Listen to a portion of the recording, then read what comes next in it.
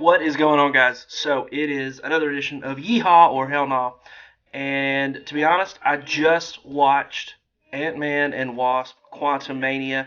Now, you guys know I'm a pretty big Marvel head, so I don't miss opening weekends all that often. So watched this one yesterday, and first off, the sheer fact that this is still as big as it is, what Marvel has built is incredible.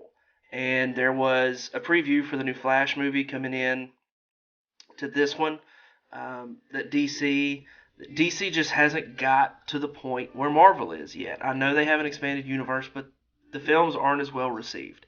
So I think that Flash movie is going to be pretty good from the preview. Hopefully DC, because I enjoy these types of films.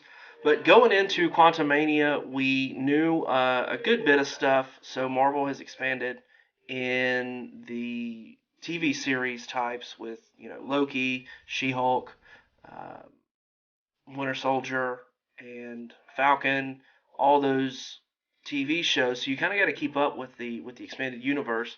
But honestly, you didn't really need a whole lot of backstory outside of the Ant-Man timeline that is in the MCU to keep up with this one. And the storyline is, to me, fantastic.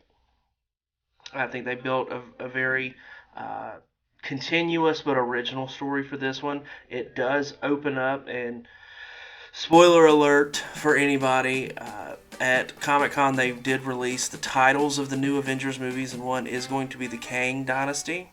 So we get introduced to Kang in this film. So that's just a small one. I'm not going to tell you any of the plot or anything, not ruin anything of the movie. But one, I got to give it up to Michael Douglas, who's still acting in the films, is doing a pretty incredible job. Still being really agile. He's 78 now. Still, and I'm not saying that older actors can't, but he was really spry in the film when it called for it. So was Michelle Pfeiffer. She did a great job. And then you look at Hope and Scott, but you also get a new look at Cassie, his daughter, and they really work that into a pretty cohesive realm. And with the name, they're going back into the quantum realm with Quantumania. So if you're on the fence about it, if you haven't, it is definitely worth a check out. I think the cinematography was great, the storyline was great, and we do get introduced to a new villain that we know is going to be part of another Avengers film.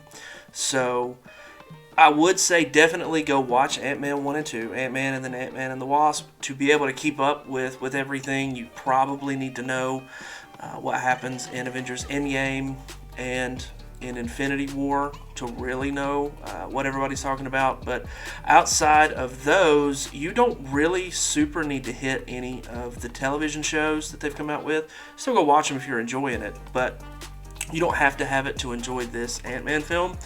And there is a ton of humor. And I think they do it really well with Guardians and with Ant-Man.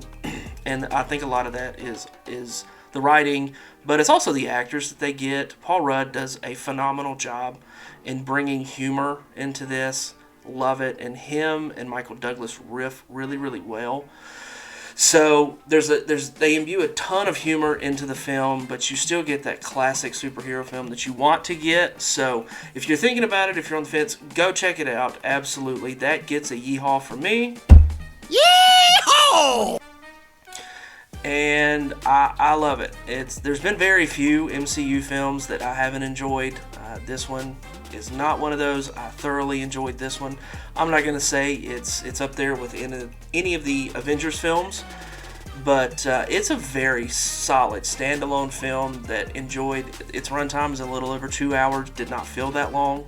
It was very quickly paced, and they're not lulling you to sleep at all. There's no giving you a lot of information at once. They do a really good job of keeping it switched up and keeping you engaged with the film. So if you haven't, go check out Ant-Man Quantumania. I know all the MCU heads like me are going to do that anyway.